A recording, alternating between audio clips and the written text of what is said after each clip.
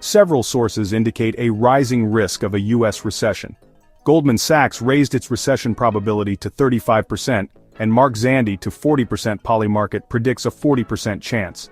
New tariffs imposed by President Trump are cited as a key driver of the increased recession risk. Goldman Sachs predicts the average U.S. tariff rate to rise by 15 percentage points in 2025.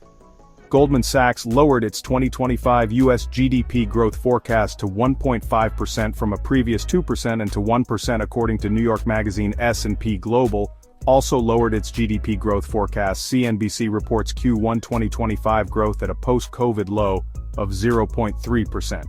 JP Morgan revised its 2025 GDP growth estimate to 1.6%. Goldman Sachs increased its year-end unemployment rate outlook to 4.5%. JP Morgan estimates tariffs will increase consumer prices by 0.2 percentage points. CNBC reports core PCE inflation at 2.9%. For most of 2025, Trump's tariffs could lead to stagflation.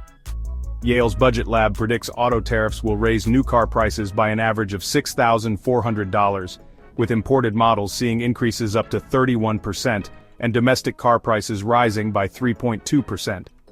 Wedbush analyst Dan Ives warns of pure chaos in the auto industry, with new car prices potentially increasing by $5,000 to $15,000 and an estimated $100 billion annual cost.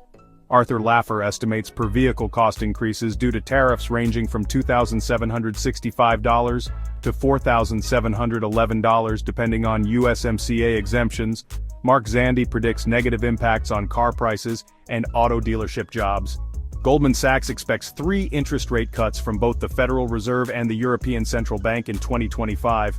Europe may enter a technical recession in 2025. Goldman Sachs forecasts minimal growth for Europe in 2025 and expects Trump's tariffs to lower euro area real GDP. Goldman Sachs cut its year-end target for the S&P 500 to 5,700. The University of Michigan's Index of Consumer Sentiment declined by 10.5%. Despite recessionary indicators, consumer spending remains steady, and the labor market is resilient. The SOM rule tracking unemployment changes shows declining recession risk. The spread between short-term and long-term interest rates recently returned to positive territory after an inversion. It is important to note that these are predictions and analyses from various sources, and the actual economic outcome may differ. The video should present a balanced perspective considering both the risks and positive indicators.